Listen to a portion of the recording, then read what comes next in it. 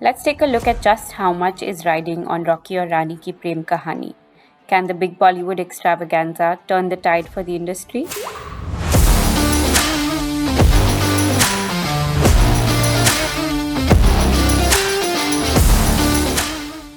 You know there's trouble when a Salman Khan starrer hits the cinemas on Eid but still misses the mark.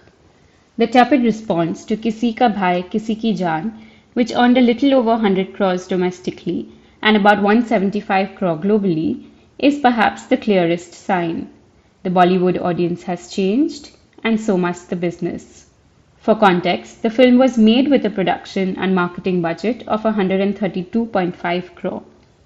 In the past, many of Khan's films have comfortably crossed the 300 crore mark. It's safe to say that Bollywood has, for the most part, struggled to draw crowds in as it did pre-pandemic. An average Indian moviegoer watches films in 1.5 languages in a theatre in 1 year, according to Ormax Media. Hindi is the most watched language, with an audience size of 58 million people. However, the Hindi cinema-going universe shrunk by 21.5% vis-a-vis pre-pandemic, Ormax says. So what's going wrong?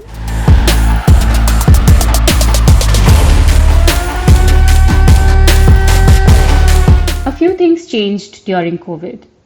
The audience was forced to adapt to the comfortable OTT format and along the way, discover high quality Indian and international content, including films from South India.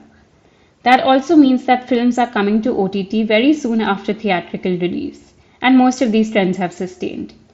Star power is no longer just enough, it has to have the content chops to match. Watching a movie out has also become inordinately expensive. Forbes India looked at how a single cinema outing would cost more than a whole year's OTT subscription when you include food and beverage costs. So a movie has to offer an incredibly compelling experience to warrant that expense of time, of cost, and of comfort. Media analyst Karan Johar tells us that we are seeing inconsistency in Bollywood offerings and therefore betting big on the fewer films that are coming out. So how much is riding on Karan Johar's big Bollywood extravaganza, Rocky or Rani ki Prem Kahani? यार आप तो मुझे full checkout मार रहे हो. In my opinion, this is a high risk scenario because you're betting on lesser number of films to do well. In terms of the broader outlook, it's very important for Rocky Rai to perform because we haven't seen a success. I think after Pathan in terms of a really large scale budget film which is there. Kerala story obviously was a surprise, but even then I would not bet too much in terms of that because the frequency is not there. So you're seeing one Kantara, one Kerala story, one Kashmir Files kind of film doing well in every 4 to 6 months, which is not good enough for the industry to kind of scale up.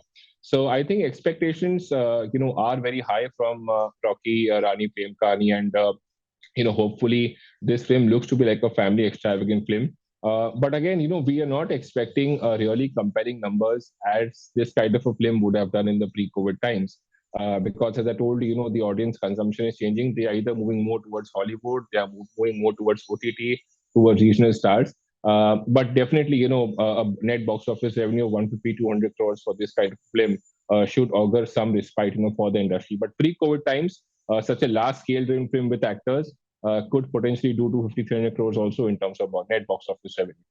Cinemas are hoping that Rocky or Rani ki Prem Kahani will turn the tide for Bollywood, which has an exciting second half of the year coming up. Many of the big releases are sequels of popular films, perhaps going down the franchise Hollywood model. For instance, just August will see the release of OMG 2, Gadar 2, and Dream Girl 2. Salman Khan's Tiger 3 is slated for November, and in non-franchise films, Shah Rukh Khan will star in Jawan and Dunki.